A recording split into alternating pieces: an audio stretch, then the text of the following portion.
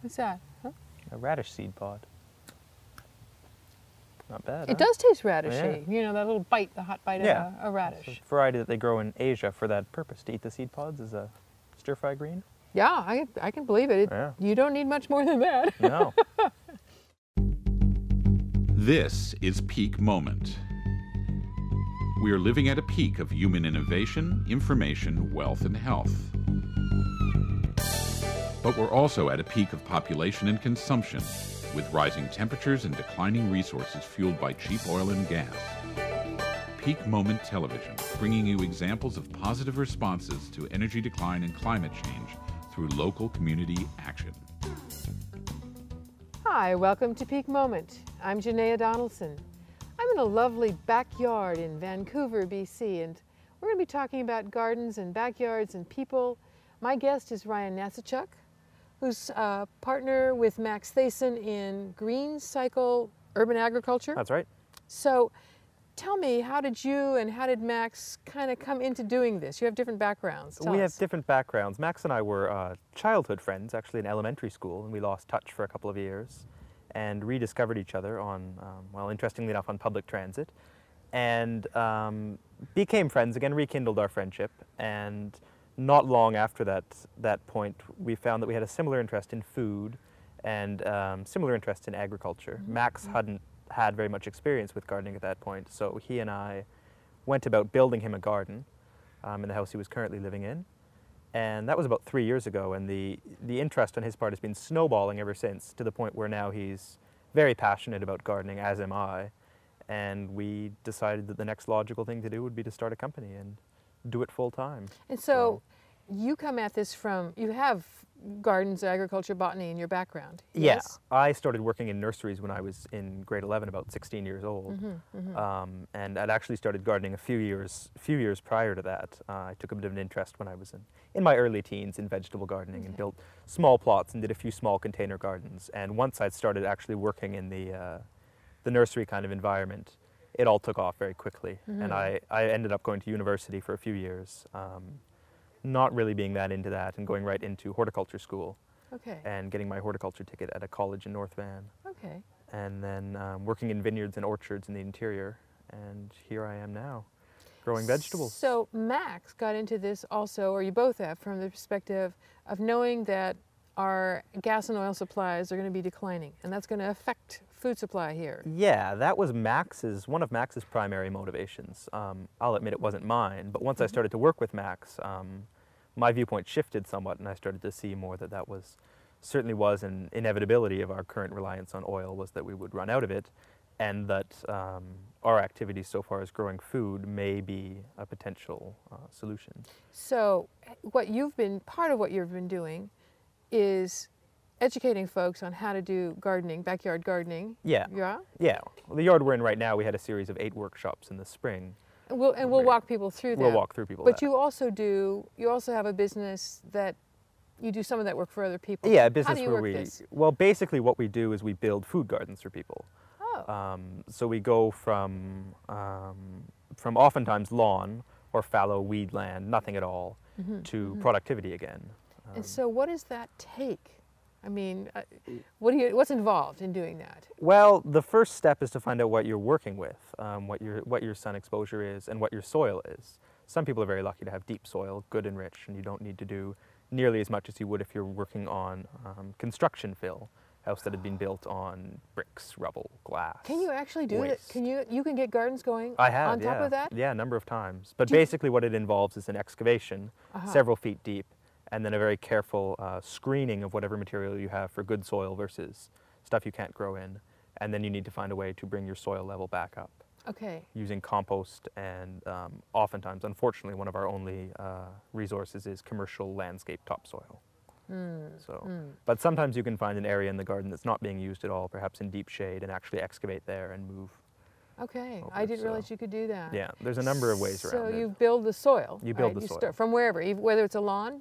Do you amend the soil there too? With yeah, compost? well, lawns, what we generally do is we strip the turf off and strip off a lot of the weeds that come with the turf and the weeds that are growing in that land, and then we loosen it up and remove large stones, and oftentimes you'll find, again, pieces of brick, rubble, sometimes pieces of wood. So we screen it, double dig it, and mix in a bunch of compost and organic fertilizer. And do you build boxes or beds or raised beds? We or do. Okay. Yeah, we build raised beds oftentimes. So that people can walk around them and. So people can walk around them. In our rainy climate here on the coast, Yes. oftentimes it helps with drainage as well, and it helps soil to warm up earlier in the spring. Oh, right. So there's a number of advantages to raised beds. So what else do you do? What else do you do for folks? You get the soil going. We build composters for folks, which is a simple but very vital part of growing vegetables in an urban setting, is to have a good way of producing compost from any organic waste you have. Oftentimes it's food scraps, lawn clippings, leaves raked up in the fall, plants that you've pulled out of your vegetable garden in the fall, things such as that. And we teach people how to manage their carbon-nitrogen ratios in a compost bin to get active, fast, efficient fermentation, decomposition. We show people effective ways of actually using that compost, of course, as well. Other things we do is we plan out container gardens for people. A lot of people don't have the space or the inclination to dig up their lawn. Yeah, yeah. So we mix organic potting soil for people, which is something that's not really easily available on the market here. And we fill up their containers and plant them with appropriate plants. So you can have, big pots with what? Strawberries or tomatoes or what? Tomato. We've done tomatoes, strawberries, peppers. We do members of the Physalis genus, which is goldenberries and ground cherries, tomatillos. Lettuce we've done, spinach we've done, parsley works very well, a lot of the herbs. Really the sky's the limit for container gardens. Well, the limit is the size of container you have to work with. So you have, what root structure space you have, right? I mean, I won't grow a pepper in less than 5 gallons, for instance. Some you can, some varieties, but generally to me it's not worth it. So I met a woman once who grows tomatoes commercially, and the way she put it is more roots, more fruits.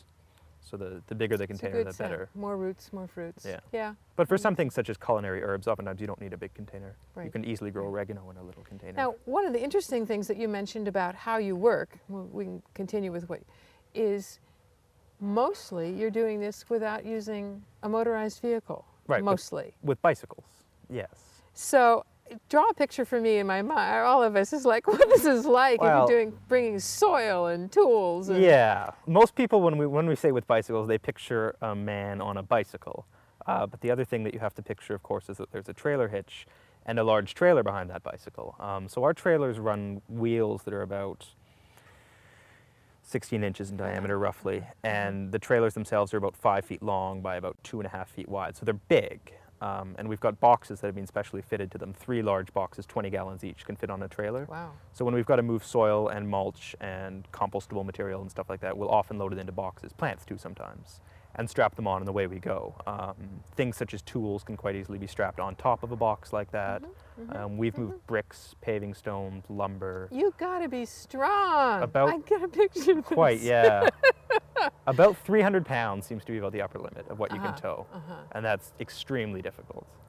So a more reasonable load is about 150 pounds. That's definitely doable. Better to do several loads. Yeah, so you must know wherever all your resources are, all around whatever your client base has got. Yeah. Where's the closest place to get your organic It makes soil? you think, yeah. There was one job we were doing, we had to strip a bunch of turf, and we didn't really have a place on site to put it. So we had to find a house that was nearby, somebody we knew, that we could temporarily put it at. I ended up doing about 10 trips, about 10 blocks each that day, to move turf. Well, what you're doing by using human-powered transport here is you are embodying a lower petroleum, a lower footprint here, usage. Smaller ecological footprint, yeah. Exactly. And I would imagine that that's going to be the way of life for many of us. For many of us, yeah. Many would say that it already is the way in a lot of third world locales. Certainly. Where they don't have the option of having a car. Many people, when we started this business, told us that of course we're going to need to buy a truck, but that's not an option for a lot of people, and we didn't feel that it had to be the way we had to do it. And we didn't, and it worked, so. And in this sense, you're bucking the tide. You're bucking the trend here in North America. Suppose because we are, the first thing you do when you run a business that's going to be where you need to move things about is you have to buy the motorized vehicle that does that. Right, yeah. So, you're bucking that trend, and that's been a deliberate choice in your life, not just in your business. That's right? Oh yeah, no, I've refused to get a driver's license. I'm 23 now, and I had the option, I suppose, legally when I was 16 at first to do it, and I just haven't, and I'm hoping not to. So, in doing that, you're putting a stake in the ground here. How do the other? I mean, I imagine the other folks that are your age, other young people. What do you tell them about why you choose to do that? Well, and how do they respond? It depends who you're talking to. A lot of the time I just now say I don't need a car. I don't need a license. And it's senseless. Other people, you get right into the talk of the wastefulness, the inherent wastefulness of driving a car around to move only a 160-pound human when a car weighs thousands and thousands of pounds. Yeah. And in which 99% of the energy goes for moving the vehicle and right. not the person. Yeah, a bicycle is a much more efficient mode of transport, really. Right. Some people don't want to hear it, though. A lot of people don't want to hear it. People who have already made the other choice to have a car and get around that way, oftentimes just don't want to hear it. I would imagine, as I think about that, because I'm a person that has a vehicle and use it all my life, that it would require a very different way of thinking about your time and your energy. It does. And running a business with bicycles requires a very different way of looking at your time as well, because a lot of the landscapers in these parts, their mandate is to get as many jobs done per hour as physically possible. Max and I don't really look at it that way. We generally do 1, sometimes 2 jobs per day, and we figure out how we can spend a whole day at one site doing everything that needs doing, and then move on and do something else the next day. So what you're talking about, of course, is efficiencies based on your own energy and your own location. You're talking about a localized business. Very much so. You're keenly aware of where the locale is, even within the city. Oh yes. That you're serving, the cities you're serving. Someone with a vehicle, of course, has a much broader range and can be going, and they're looking at a different kind of efficiency but perhaps not looking at the costs of that. Yeah. In the petrol that they're taking. Right, they don't incorporate the cost or the cost of insurance for their vehicle, or the depreciation of the value of their vehicle. Things such as all that. Of those things. Yeah. You just have to keep up with your bikes. Right. Right. Keeping them maintained and all of that kind of stuff, which is a much less the cost expensive. of doing that is nothing compared to the cost of maintaining a motor vehicle, really. Well, I salute you for that. Thank you. I think that other people, your model will be a model for other people to start thinking about that, and more as the prices go up. Yeah, hopefully. I think it's going in that direction, slowly but steadily. It may happen more quickly than we expect too. So going back to what you're doing in your business, you're getting back to creating soil. You're doing plantings for people in the locations that work for them. Yeah. Doing some training, I suppose, to people on how to water or feed their plants or whatever. All of that. Inevitably, some will be involved whenever we build a garden, because we don't have any clients that I can think of that are 100% maintenance contracts. Most of the time, we'll show up at a site, figure out where we can build a vegetable garden, sometimes plant it for people, and then the rest of it is in their hands, which is how we like to operate, really. So yes, and there's inevitably going to be some training involved. I know that Vancouver has gotten this goal of expanding the number of plots of land that are being used as gardens. Yeah. By 2010, a whole bunch, hundreds more. Yeah. So what you're doing is making that easier for people who wouldn't otherwise have a green thumb about this. Yeah, or people who wouldn't have the. A lot of people with green thumbs don't have the space even for vegetables once they've already made their ornamental garden, and they bring us in to create the space. Is oftentimes. And so sometimes you're taking out some of the ornamentals, or mostly lawns. Or? We've definitely taken out some ornamentals. We've actually taken out some big trees as well to create sunlight. We had one property that was there was a large, about a 20-foot hemlock that had been topped a number of times. So it was a trunk with a very large top on it, like a shrub kind of, that was blocking light to thousands of square feet, literally, of garden space. We took the hemlock right out, and now it's all vegetable garden. That's a lot.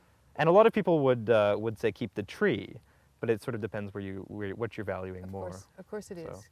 It's a tough call sometimes. I would think so, because we need the trees doing the job that they're doing, but I would also imagine that in an urban area, particularly as we need to localize and produce more of our food locally, that's going to become a higher priority. Yeah. Fruit trees, nut trees, yes. Yeah. So how did you get then into teaching classes? I mean, that's expanding your reach in a way. Max was asked by Diane Falvey, who's unfortunately moved away from Vancouver, and through the Post-Carbon Institute, to help teach a series of workshops in Vancouver that would help people, local people, basically figure out how they could turn their backyards into productive agricultural land, albeit on a small scale, vegetable gardens. So I was approached with this idea and mulled it about for a couple of weeks and decided that it would be something I'd be interested in. So Max, Diane, and I began in February, late February. Of 06. Of 06, yes. We gave, every 2 weeks, there was a 4-hour workshop on this property here. And people were invited for a small fee to come and participate and help us out. And it was very much a hands-on thing. Good. The idea being to take some of this land and bring it back into productivity. This was an orchard at one point. I noticed, we'll see it in a few minutes, the apple trees. Yeah, from the and orchard. the big cherry there too. Yeah. Ah. So this was actually at one point agricultural land of a different sort, about 100 years ago. And like many cities, you know, it's sprawled on out and eaten up the agricultural land. Yeah, there was no more room for orchards. Unlike many, it's kept some of the trees. Yeah. So how many students did you have? We had, for our sessions, it varied between about half a dozen and a dozen students. So people could come to just one session or another and so on? I guess we had 4 regulars and some people who just came for a couple. And have those folks gone on to create gardens? They have, yeah. There's one a few blocks away from, a few houses away from here, actually. So you're watching the fruit of your work sort of multiply in the ripples. Yeah, we are. So why don't we stop for a second and stretch and take a look at some of what you did in this particular garden and cover what you taught people. Okay? Sounds good. All right. So where are we here? So these are the raised beds that we used as a teaching tool. Yeah. They had been built, I'd say about 10 years ago probably on this property, and used a little bit, but for the most part just sort of left be. So when we got here for our first workshop in February, the soil level had dropped considerably. You can see it's about halfway up the boards now. Right. And we had soil pretty much at grade with the grass when we got here. So the way we went about raising it, because having a raised bed is pointless unless you have a high soil level, was we excavated soil from the pathways here, screened it, and dug it into the beds. Okay. In addition to some compost, which gave us a couple inches. So you got it up several inches? We got it up it's about 4 inches up here now, a bit less maybe. But definitely more than enough for the raised bed to have the raised bed effect, which is good drainage, faster heating in the spring, things such as that. Okay. So the soil, we were fortunate to have fairly deep soil to start with anyways in these beds. I think because this has been an orchard for so long, this was probably garden at some point. So it wasn't poor, it wasn't landscape fill or anything by any means, but it needed more organic material and more height. So once you got the soil up, what next? So we got the soil up and we incorporated some compost. We hadn't started composting on site yet, so we brought some from other places. Dug in a good generous amount of that. And the next step was to add some Dolomite Lime, because again, due to our climate here and our natural soil conditions, we often have a fairly acidic soil. So some lime was added. It's a natural mineral deposit. Okay. And then we added a blend of granular organic fertilizer that Max and I make up in our garage, made mainly from seed meal and bone meal and rock phosphate, a couple of other things as well. Nice things, give some good minerals. Yeah, good slow-release mineral nutrition for the plants. Okay. So a good dose of that was added, and then our early spring crops were put in. Some were direct seeded. We direct seeded some peas and some kale and some collards. I see that. Okay. So yeah, that's a collard green right there. This is a collard green. All right. Lots of kale. Lots of radishes. We did many Asian greens as well, grow quite well in this climate. So we grew a lot of mizuna and bok choy and Osaka purple mustard and things such as that. Early season plants that can take the wet and the cold of the early season. Okay. And did you plant them in all 4 boxes? No, we did 1 box for each session for the first 4. Okay. So sort of to break things up. Doing all 4 would have been quite a task at once. And that also gave you a chance to let time. Yeah. Or is that part of the picture? Time is part of the picture. We did a lot of succession planting in this area as well. So what we would do is we'd sow a crop, 1 class. 2 weeks later, we would often sow the same crop in land that we haven't seeded yet. So that what you do is you cut down when summer's ready, and then you've got more right behind it. Right, so you're just keeping a supply going. Yeah, and another way you can keep a supply going is you sow and you transplant very thickly. And when the plants are starting to crowd themselves out, you cut half of them down and eat those, and then the remaining plants have a lot of room to grow. Oh, I So we did that a lot with kale and with other brassicas. You can see here the kale plants we've left live. In a bed like this, we have roughly a dozen kale plants now, maybe a bit less. There was probably 4 times as many when they were first started. Really? Yeah. So you've just been cutting back, Cutting back back entire whatever. plants and using them in salads, yeah. Uh-huh. So our harvest started in earnest, our harvest started early May and has been going ever since. So it's what, about 3 months? About 3 months, yeah, May, June, July, yeah. I can see some nice lettuces under here. Some lettuce under there, Now, yeah. were they planted later? That lettuce was planted a bit later, and it's getting a bit late for lettuce. You can see it's just starting to go to seed. Yes. So it gets a bit bitter. You can actually see when you harvest a lettuce that's about to go to seed, you can see why it's called lactuca in Latin, because it has a milk-like substance, yeah. which is what gives it its bitterness. So lettuce is best grown early or late in the season. Summer lettuce is always hard, but it's still okay. Yeah, it's bitter, but it's For our greens in the summer, we rely quite heavily on kale because it generally doesn't go to seed even in the heat. It's a biennial, so it goes to the seed in the second year. Oh, I First see. year you get all leaves. And So you can these harvest plants here. will all be here for next year, They will, or yeah. most of them. Most of them will. Some of them might die in the winter. We might get rid of some of them, and they'll look quite scraggly by next spring. And as soon as the weather starts to warm up in the spring, they'll put up a seed head. Almost all the leaves will die, and all the energy will go into reproduction. Okay. So. Now you also talked about one last thing. You mentioned rotating crops. Yeah, around crop here. rotation. We wouldn't want to, it's a good example of this, we would not want to grow kale in the same spot year after year, because there's 2 main concerns here. One of them is disease. If you have the same thing in the same piece of land over and over and over again, it gives a good chance for disease to get a good foothold in that land and just go after the same plants of the same family and whatnot. The second thing is that similar plants pull similar things from the soil. Ah, yes. Okay. So soil deficiencies will be relative to what was growing there. So if I grow peas the next year after this kale, they'll probably do quite well. They're a very different plant. I see. But if I were to grow broccoli after this kale, broccoli is a brassica as well, takes almost exactly the same things out of the soil and has the same diseases, so it would be a bad choice. So that's something you'll look at for this next season. Yeah, and when it you're planting it. happens within the same season as well. Good example of that would be, well, in the bed back here, there's a few late bush beans that have been put in after. Have you had all the kales or whatever? I think there was some broccoli in there. So legumes after brassicas. There's about 6 main plant families that are used in crop rotation that are recognized as vegetables, and they're all kind of many different ways of going about it. But so, for one last thing here, what's this gorgeous plant? this is purple auric, and it's an herb/vegetable that was used in medieval Europe for many years and fell out of popularity, from what I gather, a couple hundred years ago. And it's really only available in specialty heirloom gorgeous. seed suppliers Gorgeous. now. Yeah, it starts off actually much brighter purple. These ones back here, you have a better idea of Just beautiful, beautiful. color. Oh my! Yeah. Look at that! Look at that color. its closest relative in the plant world that we eat as a vegetable now commonly would be spinach. Not quite as flavorful, but much more ornamental. But yeah, so. as a fuel, similar to spinach. Yeah. So let's. One last thing. Sure. You talked about seed saving. Seed saving, yeah. Well, here's a good example of a plant. It's just seeds are just starting to ripen. With something like this, seed saving is particularly valuable because you often can't just go to a nursery and buy purple auric seeds because it's not sold. So if you grow your plants to the point of them producing seeds, you can save them and have them And forever I think that's more. going to keep together the varieties that work best in your locale. Very much so. Yeah, and even if you're not planning on doing it, you're going to be running a breeding program because the plants that do best will generally seed first, and you can select as well for plants that are clearly doing better than others within a group of the same species, and then generation after generation, you've got something better suited to your climate. Things like lettuce, for instance, you'll often select for something that blooms late, so it stands up longer in the field.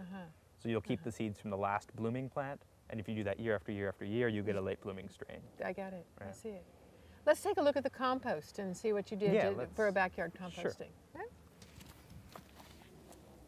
So, compost. What did you teach? What did you teach people about it? Well, we taught people the number of different ways you can go about doing it. Most people around here are familiar with the plastic city purchased compost bins, where the general way of going about things is just load them up, get them a bit wet, put the top on them, and forget about them for a few years. A lot of people unfortunately forget that compost does require fairly consistent moisture to work.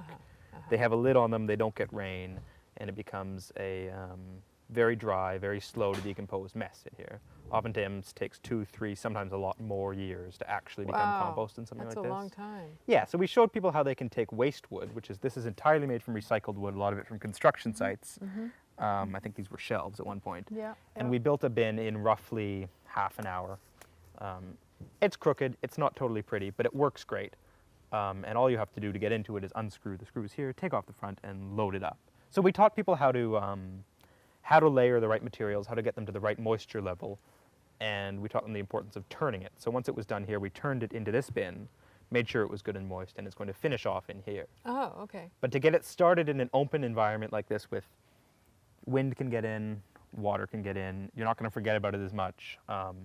It pays off definitely to have a few big bins. They don't have like to turn it in the middle of you're just piling on material. You pile it on and you get your carbon and nitrogen ratio, they call it, approximately right. So that's green material and brown material. And if that's approximately right, there's enough air in it and there's enough water in it, compost happens. It's a natural, there's not much else you really have to do. Now turning it accelerates the process and heats things up a bit more.